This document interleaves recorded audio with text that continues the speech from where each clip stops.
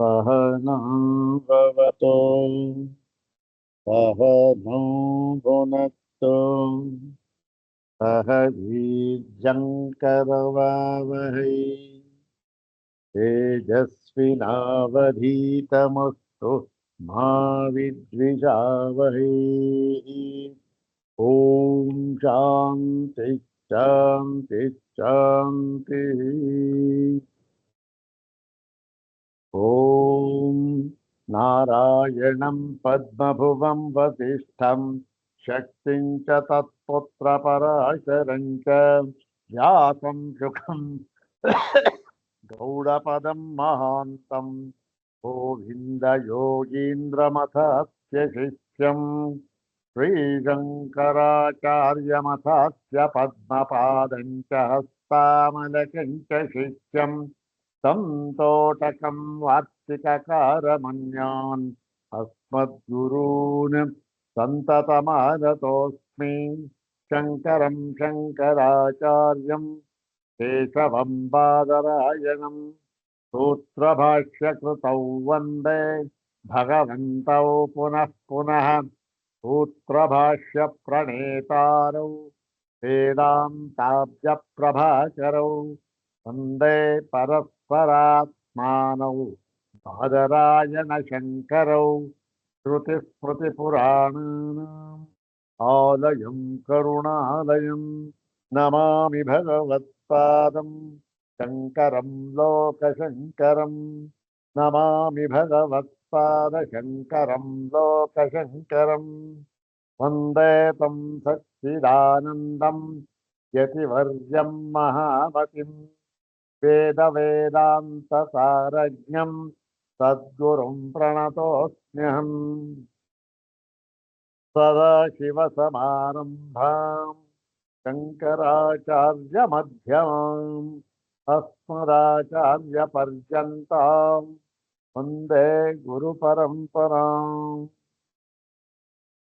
ॐ नमो ब्रह्मादिभ्यो ब्रह्मविद्यासम्प्रदायकर्तृभ्यो वंशऋषिभ्यो नमो महद्भ्यो नमो गुरुभ्यः सर्वोपप्लवरहितः प्रज्ञानघनः प्रत्यगर्थो ब्रह्मैवाहमस्मि ब्रह्मैवाहमस्मि अधीहि भगवो ब्रह्म श्रीमच्छङ्कर भगवत् पूज्यपादमः सद्गुरुभ्यो नमः। श्री श्री सच्चिदानन्देन्द्र सरस्वती सद्गुरुभ्यो नमः।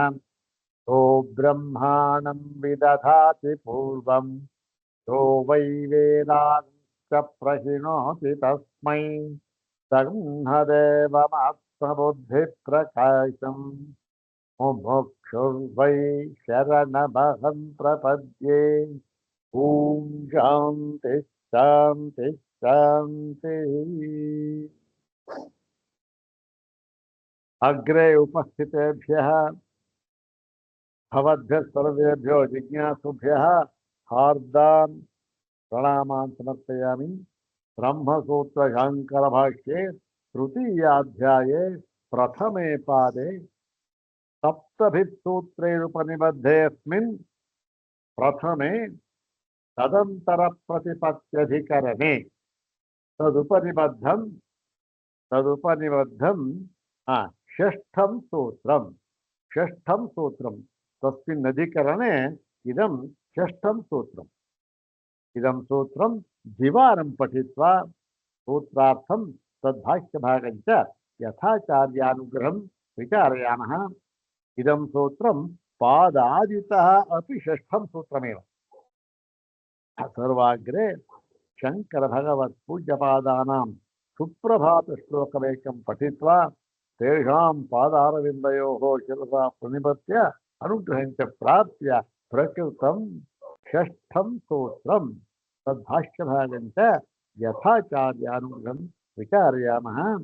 इदानीं प्रथमं तावत् श्री श्री भगवत्पादशङ्कराणां सुप्रभातश्लोकमेकं द्विवारं पठामः। ॐ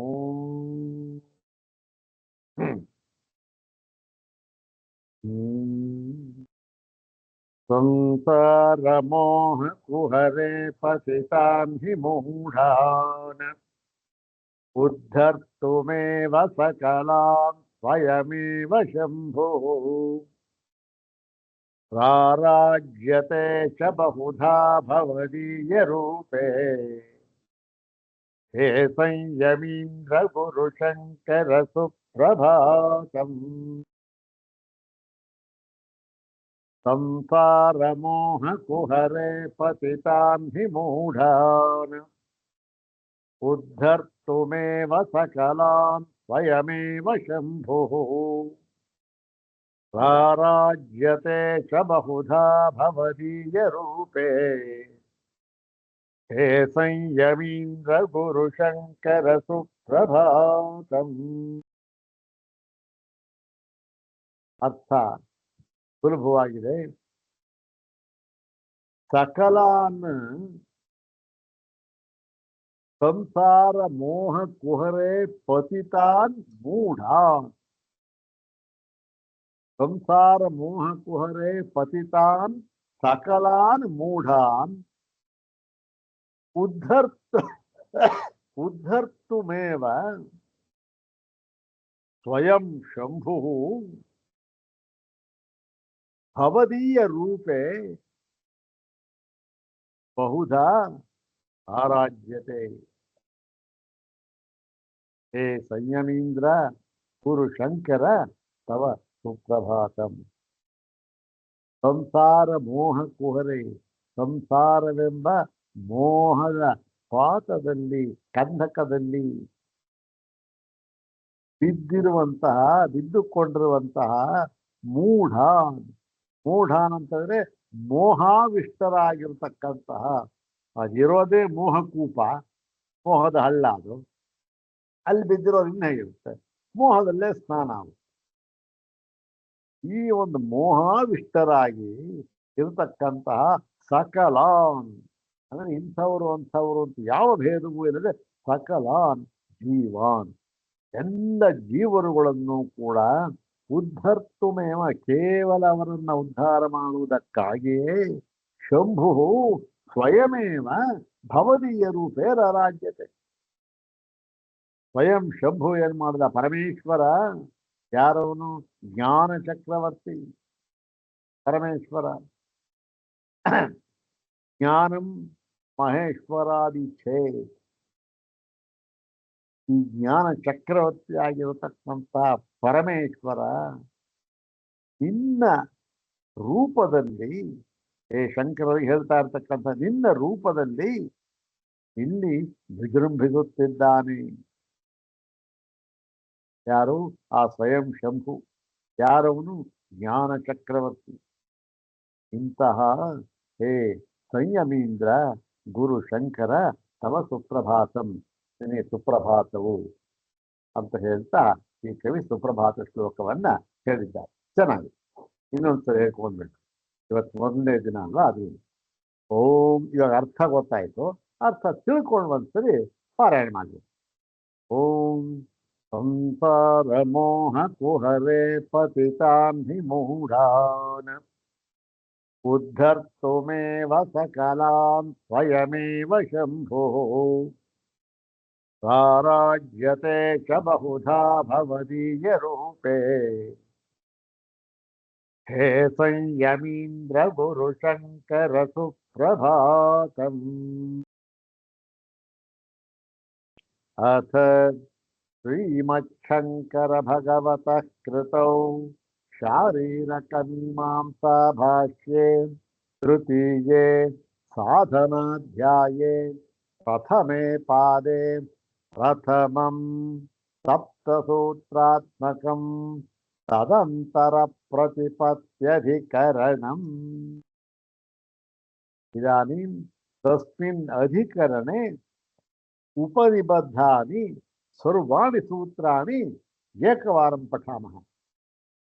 ಓಂ ತದಂತರ ಪ್ರತಿಪತ್ತೌ ರಂಭತಿ ಸಂಪರಿಷ್ಯಕ್ತಃ ಪ್ರಶ್ನ ನಿರೂಪಣಾಭ್ಯಾಂ ಓಂ ತ್ರ್ಯಾತ್ಮಕತ್ವಾತ್ ಭೂಯಸ್ವಾತ್ ಓಂ ಪ್ರಾಣಗತೇಶ್ಚ ಓಂ ಅಜ್ಞಾದಿಗತಿ ಶ್ರುತೇರಿತಿ ಚೇನ್ನ ಭಾಕ್ತತ್ವಾತ್ ಓಂ ಪ್ರಥಮೇ ಶ್ರವಣಾದಿತಿ ಚೇನ್ನ ತಾಯೇವ ಶುಭಪತ್ತೇಃ ಓಂ ಅಶ್ರುತತ್ವಾದಿತಿ ಚೇನ್ನೇಷ್ಟಾಧಿಕಾರಿಣಾಂ ಪ್ರತೀತೇಃ ಓಂ ಭಾಕ್ತಂ ವಾನಾತ್ಮವಿತ್ವಾತ್ ತಥಾ ಹಿ ದರ್ಶಯತಿ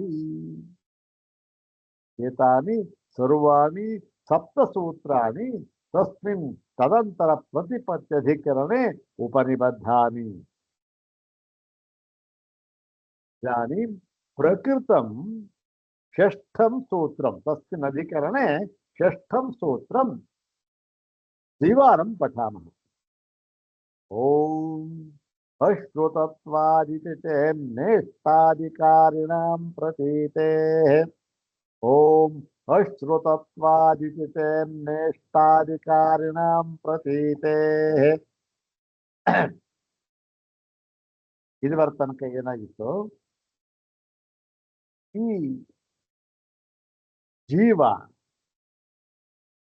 ಶರೀರಾಂತರಕ್ಕೆ ಲೋಕಾಂತರಕ್ಕೆ ಹೋಗುವಾಗ ಅಪ್ಪಿನಿಂದ ಪರಿಶ್ವಕ್ತನಾಗಿ ಹೋಗುತ್ತಾನೆ. ಅಪ್ಪಿನಿಂದ ಅಂತ ಹೇಳಿದಾಗ ಏನ್ ಹೇಳಿದ್ರು? ಈ ಅಪ್ಪಿನಿಂದ ಅಂತ ಉಪಲಕ್ಷಣವಾಗಿ ಹೇಳಿದ್ದಾರೆ. ಯಾಕೆ? ಬಾಹುಲ್ಯವಿರುವುದರಿಂದ ನಾವೇನ್ ಕಂಡುಕೊಳ್ಳಬೇಕು? ಎಲ್ಲ ಭೂತ ಸೂಕ್ಷ್ಮಗಳಿಂದಲೂ ಹೋಗುತ್ತಾನೆ, ಸಂಪರಿಶ್ವಕ್ತನಾಗಿ ಹೋಗುತ್ತಾನೆ ಅಂತಂತ.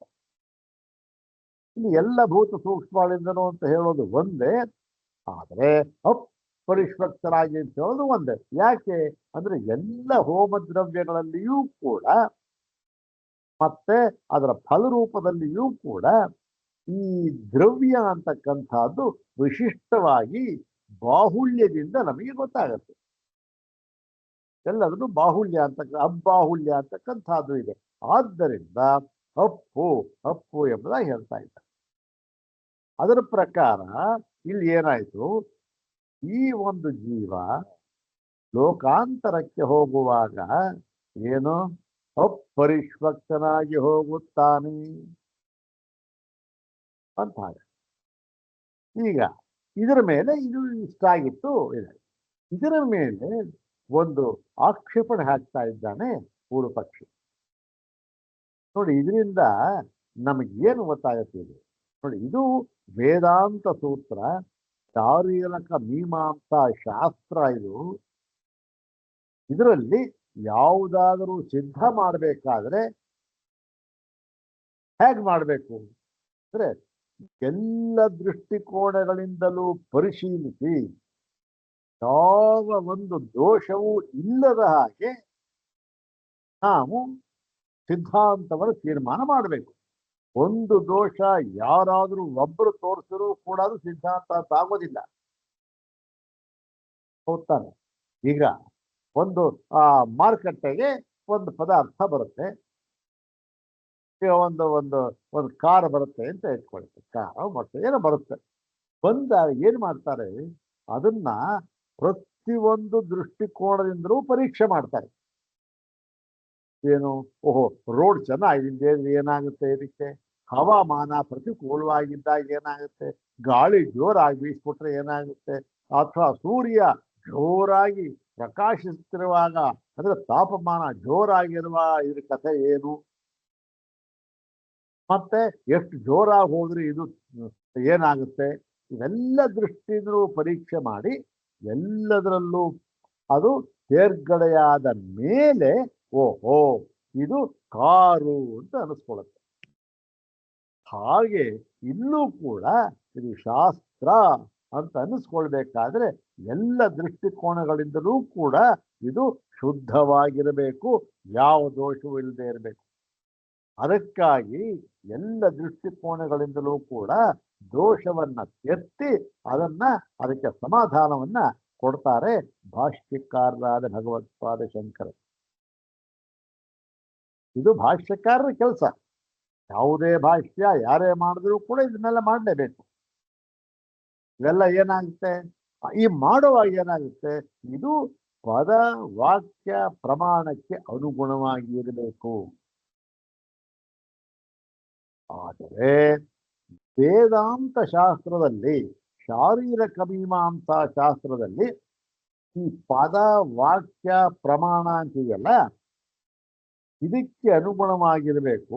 ಇಲ್ಲೂ ಸಹ ಅದಲ್ಲದೆ ಇನ್ನೊಂದು ತತ್ವವನ್ನು ಹೇಳಿದ್ದಾರೆ, ಇದಕ್ಕೂ ಕೂಡ ಅನುಗುಣವಾಗಿರಬೇಕು ಅಂತೇಳಿ ಆ ಇನ್ನೊಂದು ತತ್ವ ಹೇಳಿದ್ದಾರಲ್ಲ. ಒಂದು ಪಕ್ಷ ಪದವಾಕ್ಯ ಪ್ರಮಾಣಕ್ಕೆ ಅನುಗುಣವಾಗಿದ್ದರೂ ಕೂಡ ಆ ಇನ್ನೊಂದು ನಾಲ್ಕನೇದಕ್ಕೆ ಅನುಗುಣವಾಗಿಲ್ಲದಿದ್ದರೆ ಅದು ಶಾಸ್ತ್ರ ಅಂತ ಅನಿಸ್ಕೊಳ್ಳೋದಿಲ್ಲ. ಶಾಸ್ತ್ರ ಅಂದ್ರೆ ವೇದಾಂತ ಶಾಸ್ತ್ರ ಅಂತ ಅಷ್ಟೇ. ಬೇರೆ ಶಾಸ್ತ್ರಗಳಿಗೆ ಇದಾದ ಬೇಕಿಲ್ಲ, ಅದು ಮೂರು ಸಾಕು. ಆದರೆ ವೇದಾಂತ ಶಾಸ್ತ್ರಕ್ಕೆ ಮಾತ್ರ ಮೂರರ ಜೊತೆ ಇನ್ನೊಂದು ಬೇಕು, ಅದೇ ಅನುಭವ. ಏನ್ ಹೇಳಿದ್ರು ಕೂಡ ನಮ್ಮ ಅನುಭವ ಆಗಬೇಕು ಅಷ್ಟೇ, ಹಿಂದೆ ಇದನ್ನು ನಾವು ಒಪ್ಪೋದಿಲ್ಲ. ಇಲ್ಲ, ಅದು ಏನು, ಈ ಒಂದು ಸಾರ್ವತ್ರಿಕ ಅನುಭವ ಆಗಿರ್ಬೇಕು. ಯಾವನೋ ಎಲ್ಲೋ ಒಬ್ಬ ಯೋಗಿ ಇದ್ದ ಹಿಮಾಲಯ ಪರ್ವತದಲ್ಲಿ, ಅವನಿಗೇನೋ ಅನುಭವ ಆಗುತ್ತೆ ಅಲ್ಲ ಅಲ್ಲ, ಸಾರ್ವತ್ರಿಕವಾಗಿ ಅನುಭವ ಆಗಬೇಕು. ಅದರಲ್ಲೂ ಕೂಡ ವಿಶೇಷವನ್ನು ಹೇಳಿದ್ರು. ಏನಂತ, ಸಾರ್ವತ್ರಿಕವಾದ ಅನುಭವ ಅಷ್ಟೇ ಅಂತ ಹೇಳಿದ್ರು ಸಾಕಾಗೋದಿಲ್ಲ. ಅಷ್ಟೇ ಅಂತ ಹೇಳ್ಬಿಟ್ರು ಏನಾಗುತ್ತೆ, ಬರೀ ಅದು ಈ ಜಾಗೃತ ಅವಸ್ಥೆಗೆ ಮಾತ್ರ ಸೀಮಿತವಾದ ಹಾಗೆ ಆಗಿಬಿಡುತ್ತೆ. ಆದ್ದರಿಂದ ಪ್ರತಿಯೊಬ್ಬನಿಗೂ ಸಮಾನವಾಗಿರ್ತಕ್ಕಂತಹ ಮತ್ತೆ ಪ್ರತಿಯೊಬ್ಬನಿಗೂ ಕೂಡ ಪ್ರತ್ಯೇಕವಾಗಿ ಆಗಬಹುದಾದಂತಹ ಮೂರೂ ಅವಸ್ಥೆಗಳನ್ನ ವಿಚಾರ ಮಾಡಿ ನೋಡಬೇಕು. ಅದು ಅನುಭವ. ಅದರಿಂದ ಏನ್ ಸಿಗುತ್ತೆ ಅದು ಅನುಭವ ಪೂರ್ಣ. ಇದಕ್ಕೆ ಸಾರ್ವತ್ರಿಕ ಪೂರ್ಣ ಅನುಭವ ಅಂತ ಹೇಳ್ತೀವಿ. ಈಗ ನಾವೆಲ್ಲ ಅನುಭವ ಏನದು, ಜಾಗೃತ ಅನುಭವ ಇದು ಅಲ್ವಾ. ಜಾಗೃತ ಅನುಭವ, ಜಾಗೃತ ಅನುಭವ, ಜಾಗೃತ ಅನುಭವ, ಜಾಗೃತಿನ ಅನುಭವ. ಹಾಗಾಗಿ ಸಾರ್ವತ್ರಿಕ ಪೂರ್ಣಾನುಭವಕ್ಕೆ ಅನುಗುಣವಾಗಿದ್ದರೆ ಇದು ಶಾರೀರಕ ಮೀಮಾಂಸಾ ಶಾಸ್ತ್ರ. ಅದಕ್ಕೆ ಅನುಗುಣವಾಗಿ ಅರ್ಥ ಮಾಡಬೇಕು, ಹಾಗೆ ಇರಬೇಕು. ಅದಕ್ಕಾಗಿ ಇಷ್ಟೆಲ್ಲ ಪೂರ್ವ ಪಕ್ಷವನ್ನು ಹಾಕೊಳ್ತಾ ಇದ್ದಾರೆ.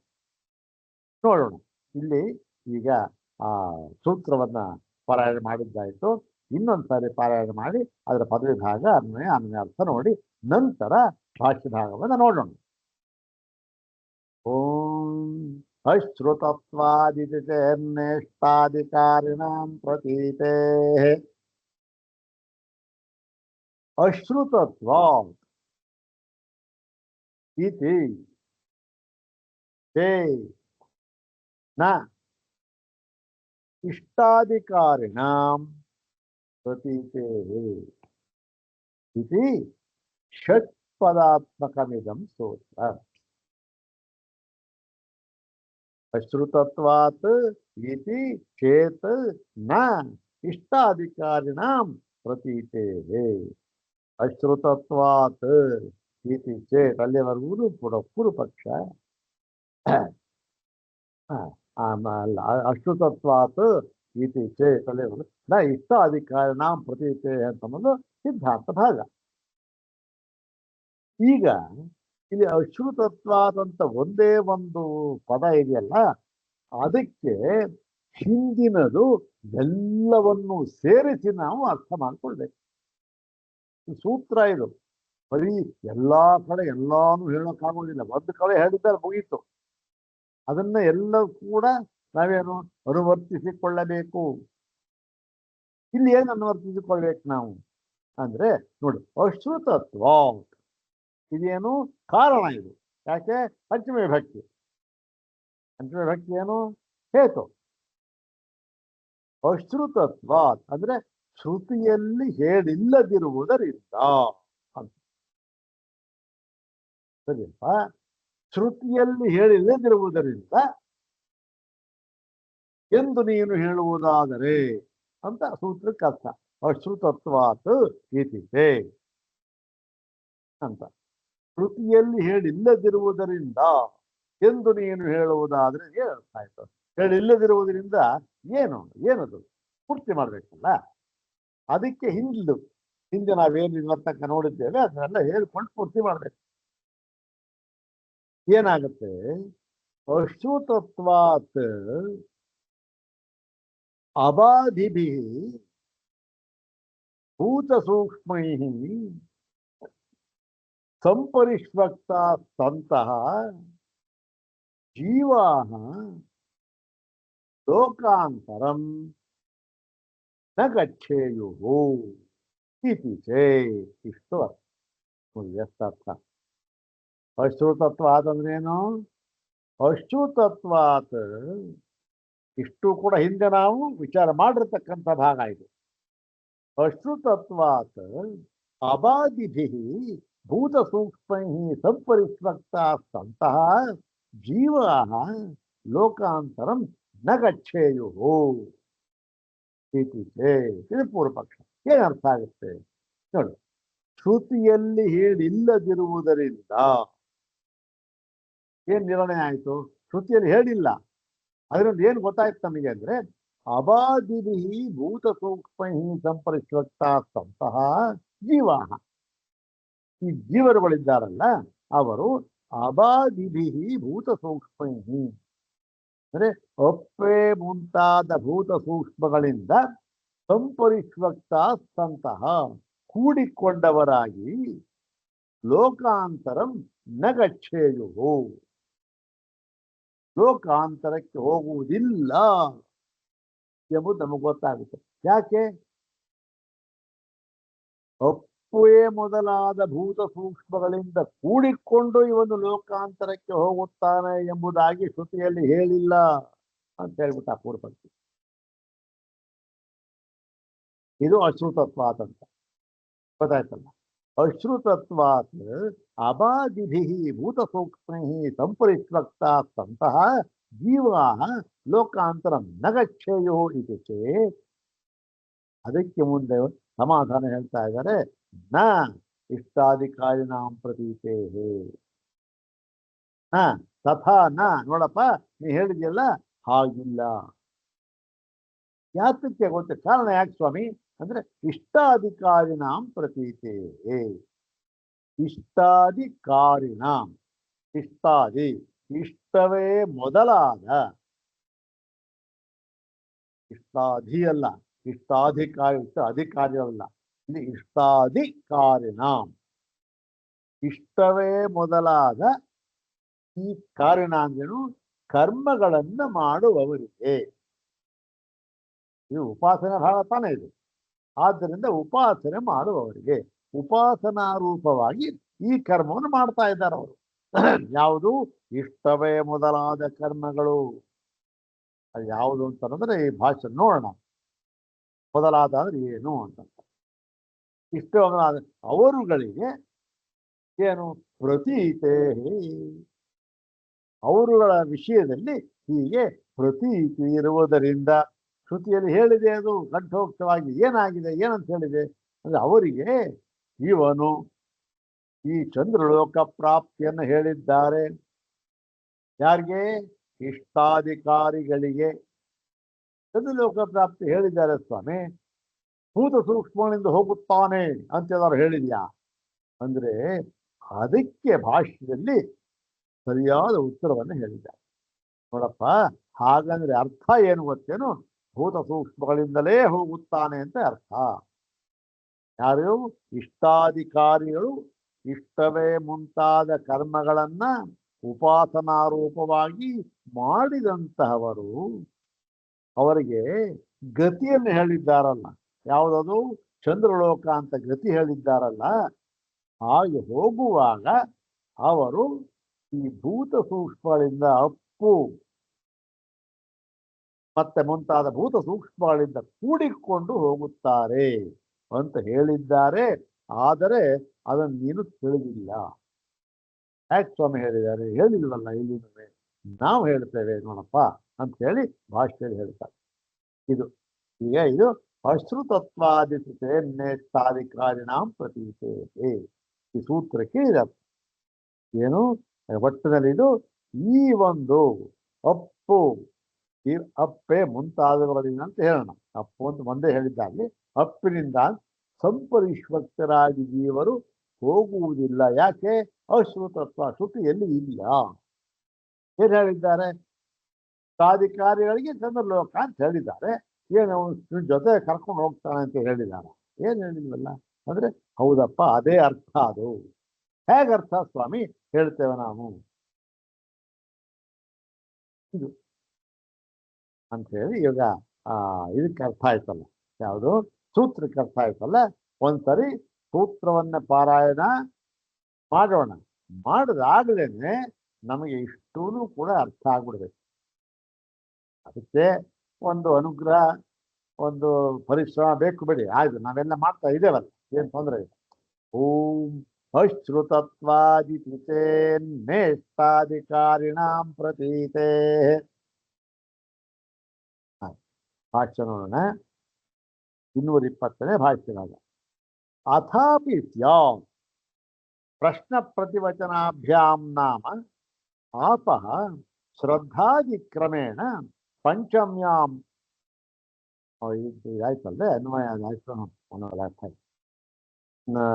ಅಥಾಪಿ ಸ್ಯಾತ್ ಪ್ರಶ್ನ ಪ್ರತಿವಚನಾಭ್ಯಾಂ ನಾಮ ಆಪಃ ಶ್ರದ್ಧಾದಿಕ್ರಮೇಣ ಪಂಚಮ್ಯಾಂ ಆಹುತೌ ಪುರುಷಾಕಾರಂ ಪ್ರಪದ್ಯೇರನ್. ನೋಡಿ ಸ್ವಾಮಿ, ನೀವು ಹೇಳಿದ್ರಿ, ಆಗ್ಬೋದು ಸ್ವಾಮಿ, ಒಪ್ಕೊಂಡ್ಬಿಡ್ತೇವೆ ನಾವು. ಏನಂತ ಹೇಳಿದ್ರಿ ನೀವು? ನೋಡಿ, ಪ್ರಶ್ನ ಪ್ರತಿವಚನ ನಿಂತದ್ದು ಯಾವುದು? ಯಾಜ್ಞವಲ್ಕ್ಯನಿಗೆ ಜನಕ ಪ್ರಶ್ನೆ ಕೇಳ್ದ, ಜನಕ ಉತ್ತರ ಕೇಳ್ದ.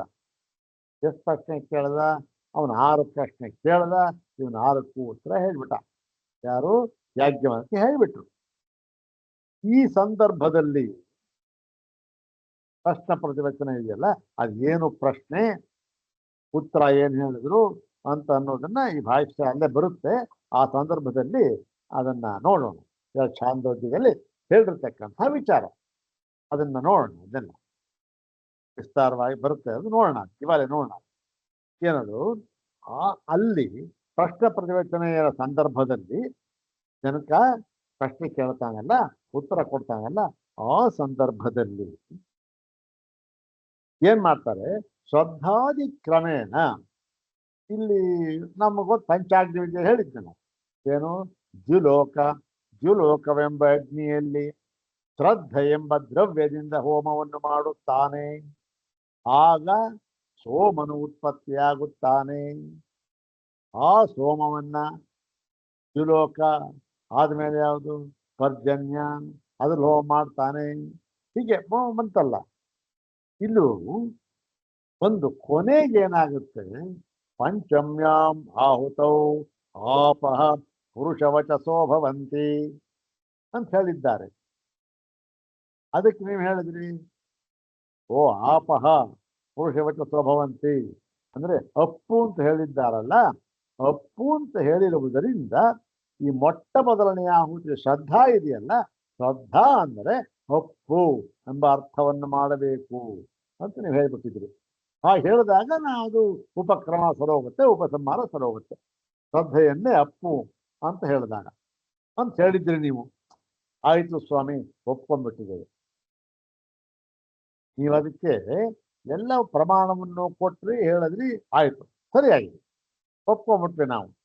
ಆದರೆ ನತು ಸಂಪರಿಷ್ವಕ್ತ ಜೀವಾಹಾರಂ ಹೇಳು. ಏನ ಅವನ ಜೊತೆಲಿ ಹೋಗ್ತಾ ಇರ್ತಾರೆ. ಆದರೆ ಸಂಪರಿಷ್ವಕ್ತ ಜೀವಾಹ ಸತ್ ಸಂಪರಿಷ್ವಕ್ತ ಅಂದ್ರೆ ಆ ಅಪ್ಪಿನಿಂದ ಸಂಪರಿಷ್ವಕ್ತನ. ಸಂಪರಿಷ್ವಕ್ತ ಅಂದ್ರೆ ಇಲ್ಲಿ ಸುಮ್ಮನೆ ಕೂಡ್ಕೊಂಡು ಅಂತ ನಾವು ಕನ್ನಡದಲ್ಲಿ ಹೇಳ್ತೇವೆ. ಅದು ಎಷ್ಟೇ ಅರ್ಥ ಅಲ್ಲ, ಇದಕ್ಕೆ ಎಲ್ಲವನ್ನು ಅಂತ ಅರ್ಥ. ಏನು? ಇವನು ಕರ್ಮ ಮಾಡಿರ್ತಾನಲ್ಲ, ಯಾವುದೋ ಇಷ್ಟಾದಿ ಕರ್ಮಗಳು, ಆ ಇಷ್ಟಾದಿ ಕರ್ಮಗಳ ಎಲ್ಲ ಫಲವನ್ನು ಕೂಡ, ಸಂಸ್ಕಾರ ಫಲ ಪ್ರತಿಯೊಂದನ್ನೂ ಕೂಡ ಇದು ತೆಗೆದುಕೊಂಡು ಹೋಗುತ್ತದೆ. ಆಹುತಿಗಳು ಯಾವುದು? ಈ ಆಹುತಿಗಳು ಕೊಟ್ಟಿರ್ತಾನಲ್ಲ, ಆ ದ್ಯುಲೋಕದಲ್ಲಿ ಶ್ರದ್ಧೆ ಆಹುತಿ ಮಾಡ್ತಾನೆ, ಪರ್ಜನ್ಯದಲ್ಲಿ ಆ ಸೋಮವನ್ನ ಆಹುತಿ ಮಾಡ್ತಾನೆ.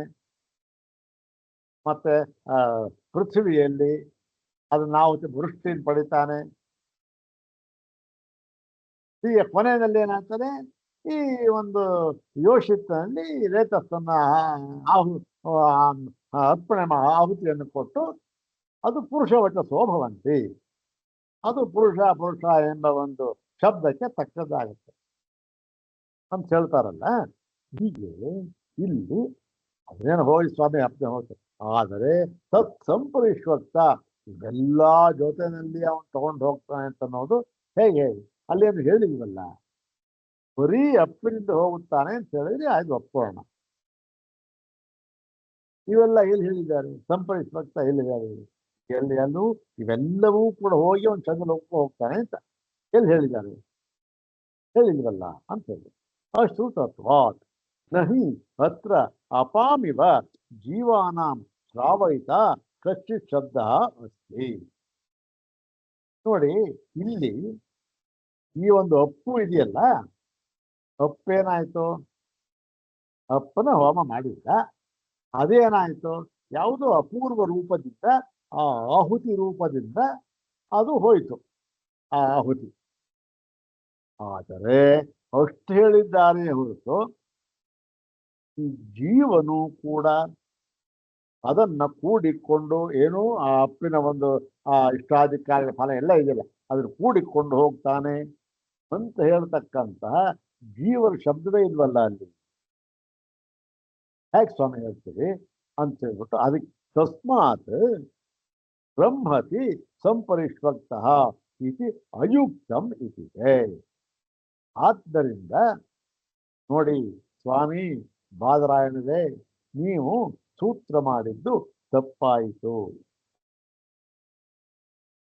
ಯಾಕೆ ನೋಡಿ, ನೀವು ಸೂತ್ರ ಎಂತ ಸೂತ್ರ ಅಂದ್ರೆ ಏನ್ ಸ್ವಾಮಿ? ಸೂತ್ರ ಅಂದ್ರೆ ವೇದಾಂತ ವಾಕ್ಯಾನಿ ಸೂತ್ರೈರುದಾಕೃತ್ಯ ವಿಚಾರ್ಯಂತೆ. ಮೊಟ್ಟ ಮೊದಲು ಆಚಾರ್ಯ ಭಾಷ್ಯ ಹೋಗ್ತಾರೆ, ವೇದಾಂತ ವಾಕ್ಯಾನಿ ಸೂತ್ರೈರುದಾಕೃತ್ಯ ವಿಚಾರ್ಯಂತೆ ಅಂದ್ರೇನು? ವೇದಾಂತ ವಾಕ್ಯಗಳೇ ಪರಿಷತ್ ವಾಕ್ಯ ಇಷ್ಟಿಷ್ಟುದ್ದ ಇರ್ತವೆ. ಅದೇನೆ ಸೂತ್ರೈ ಉದಾಹೃತ್ಯ, ಸೂತ್ರ ರೂಪದಿಂದ ಇಲ್ಲಿ ಉದಾಹೃತ್ಯ ಎತ್ತಿಕೊಂಡು ಬಂದು ಉತು ಆಹೃತ್ಯ ಉತ್ ಮೇಲಕ್ಕೆ ಎತ್ಕೊಂಡು ಬಂದು ಅಲ್ಲಿಂದ ಇದು ವಿಚಾರ್ಯಂತೆ ವಿಚಾರ ಮಾಡಿದ್ದಾರೆ. ಅದನ್ನೇ ಹಾಗಿರ್ಬೇಕಾದ್ರೆ ನೀವು ಈ ವೇದಾಂತಗಳಲ್ಲಿ ಹೇಳಿಲ್ಲದೆ ಇರ್ತಕ್ಕಂತಹದ್ದನ್ನ ಸೂತ್ರ ಮಾಡಿಬಿಟ್ರೆ ಹೇಗಾಗುತ್ತೆ? ಆಗಲ್ವಲ್ಲ.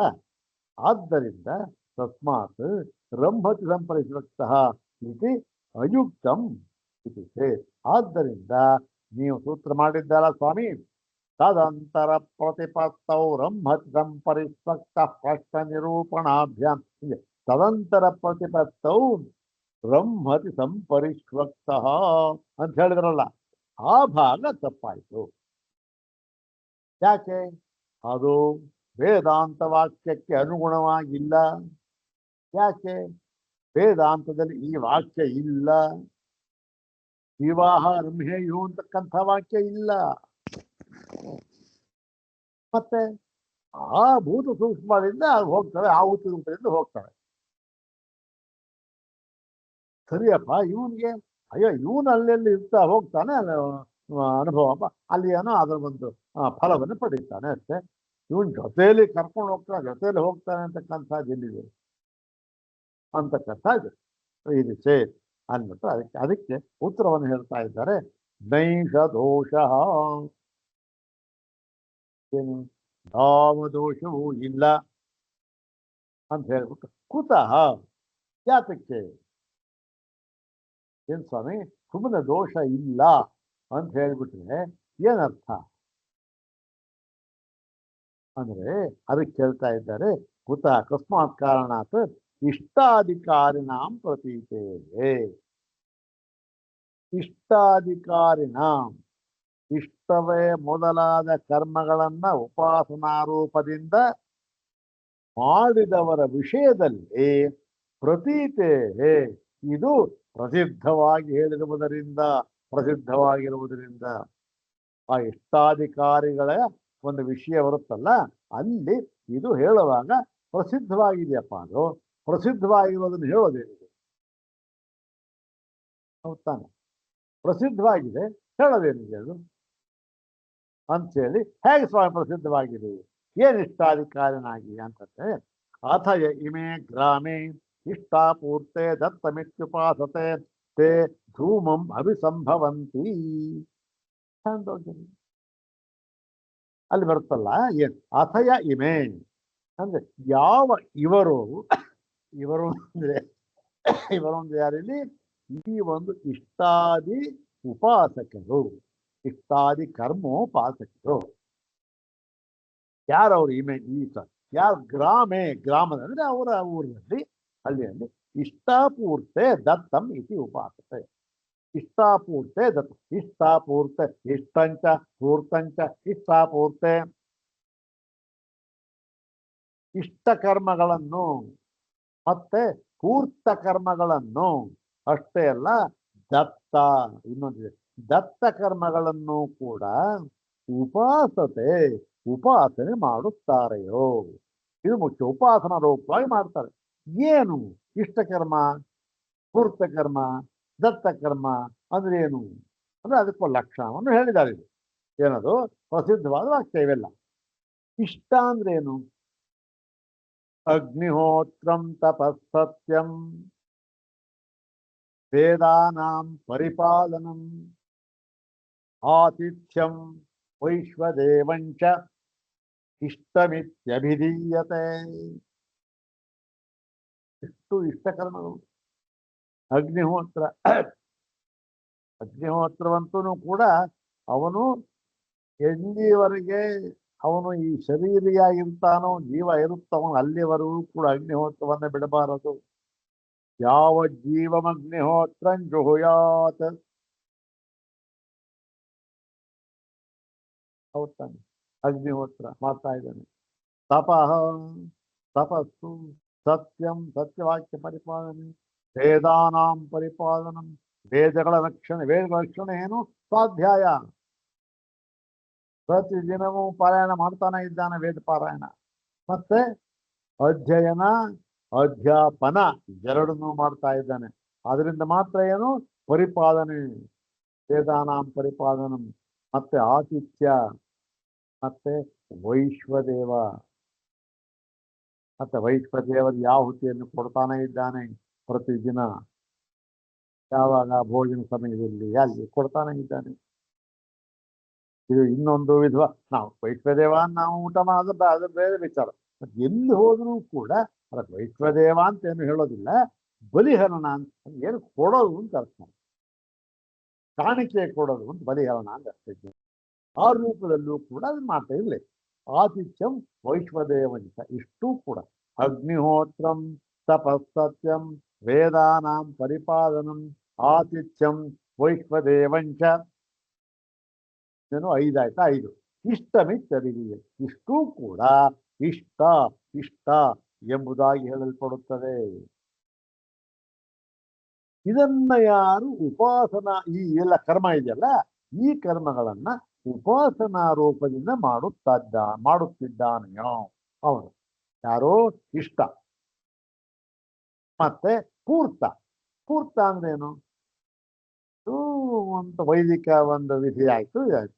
ಇದು ಪೂರ್ತ ಕರ್ಮ ಅಂದ್ರೆ ವಾಪಿ ಕೂಪ ತಟಾಕಾದಿ ದೇವತಾಯತನಾನಿ ಚ ಅನ್ನ ಪ್ರದಾನ ಮಾರಾಮ ಪೂರ್ತಮಿತ್ಯಭಿಧೀಯತೆ. ವಾಪಿ ಕೂಪ ತಟಾಕಾದಿ ಅಂದ್ರೆ ಈ ಒಂದು ನಾವು ಸಾಮಾಜಿಕ ಕಾರ್ಯಗಳು ಅಂತ ನಾವೇನು ಹೇಳ್ತಾ ಇದ್ದೀವಿ ಇವಾಗ, ಪ್ರತಿಯೊಬ್ಬರೂ ಕೂಡ ರಾಜಕಾರಣಿಗಳಾಗಲಿ ಯಾರೇ ಆಗಲಿ, ಗ್ರಾಮದ ಮುಖ್ಯಸ್ಥರಾಗಲಿ ಅವರೆಲ್ಲ ಮಾಡಬೇಕಾದ ಕರ್ತವ್ಯ ಇದು.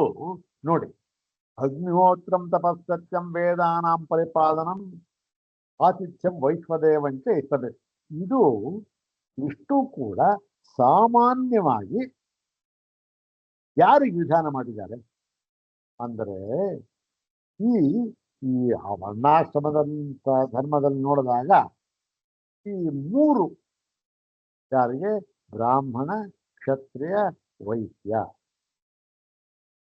ವರ್ಣತ್ರಯ ಇವರಿಗೆ ವಿಧಾನ ಮಾಡಿದ್ದಾರೆ. ಆಯ್ತು, ಅವ್ರು ಮಾಡ್ಕೊಂಡು ಮತ್ತೆ ನಾಲ್ಕನೇ ಒಂದು ಏನಿಲ್ವಾ ಅವನಿಗೆ ಹಾಗಾದ್ರೆ ಜೊತೆ ಚಂದ್ರಯಾನ ಹೋಗೋದೇ ಇದೆಲ್ಲ ಅವನು ಹೋಗ್ತಾನೆ.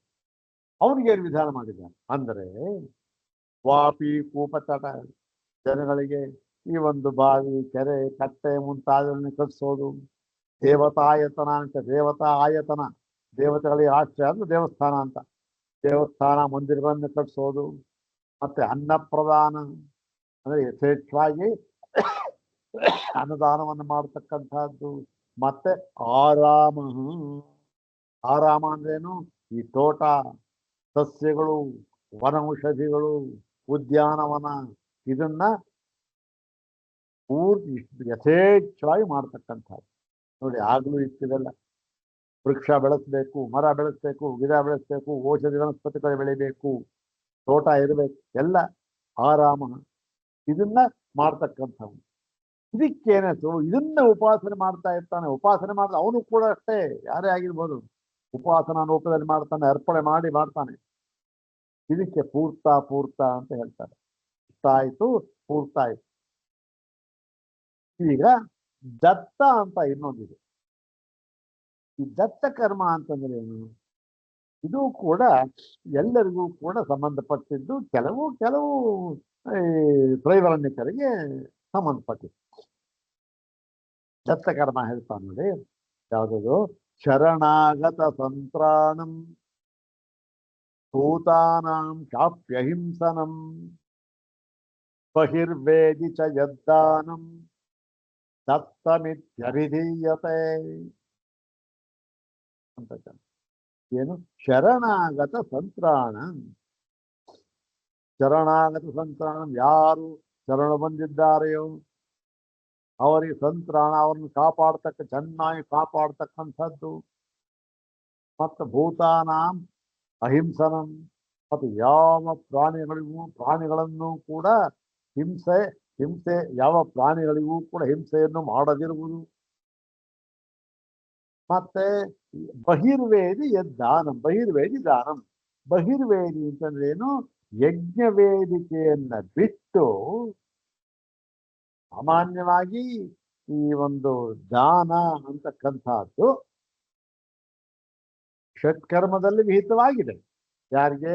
ಬ್ರಾಹ್ಮಣನಿಗೆ ದಾನ ಪ್ರತಿಗ್ರಹ ಎಂಬುದಾಗಿ ಆಗಿದೆ.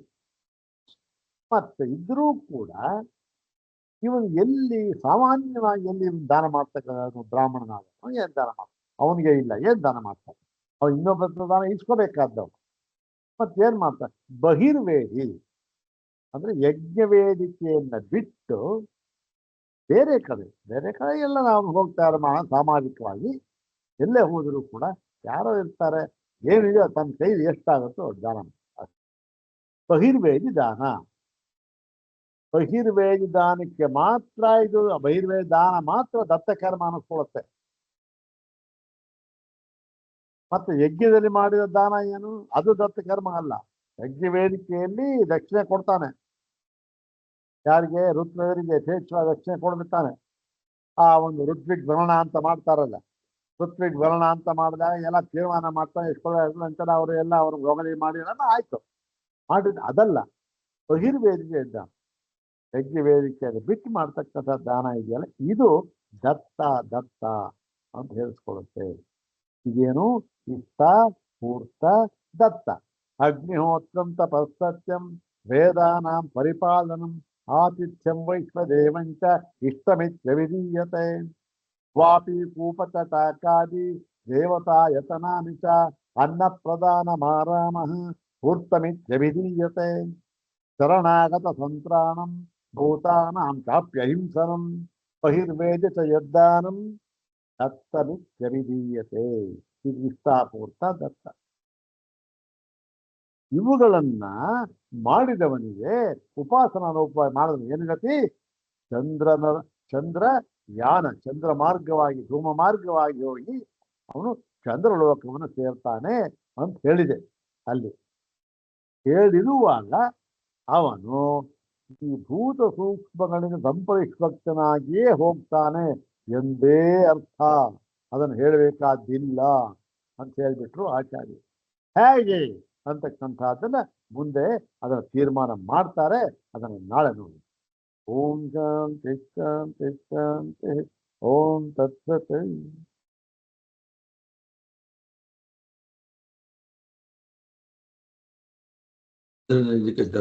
ನಮಸ್ಕಾರ ಗುರುಗಳೇ. ನಮಸ್ಕಾರ ರಮೇಶ. ನಮಸ್ಕಾರ. ಹೇಳಿ. ಇಷ್ಟಪೂರ್ತ ದತ್ತ ಅದು ನೀವು ಶ್ಲೋಕ ಹೇಳಿದ್ರಲ್ಲ, ಅದು ಯಾವ್ದ್ರಲ್ಲಿ ಬರುತ್ತೆ ಗುರುಗಳೇ? ಅದು ಯಾವ್ದು ಬರ್ತೋ ನನಗೂ